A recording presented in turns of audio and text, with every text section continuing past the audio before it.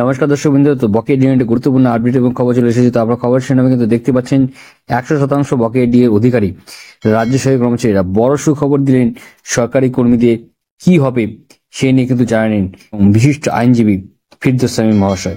Supreme কোর্টে কিন্তু সোমবার কিন্তু শুনানি ছিল ডিএ মামলার শুনানি, বহু প্রতীক্ষিত ডিএ মামলার শুনানি পঞ্চম বেতন কমিশন আয়তায় যে ডিএ মামলার শুনানিটি ছিল, সেখান থেকে একটা সুখবর আসলো। আইনজীবী ফিরদৌস শামীম মহাশয় কিন্তু জানিয়েছেন যে রাজ্য সরকারি কর্মচারীরা কিন্তু 100% ডিএর অধিকারী এবং তাদের জয় শুধুমাত্র একটা সময়ের অপেক্ষা।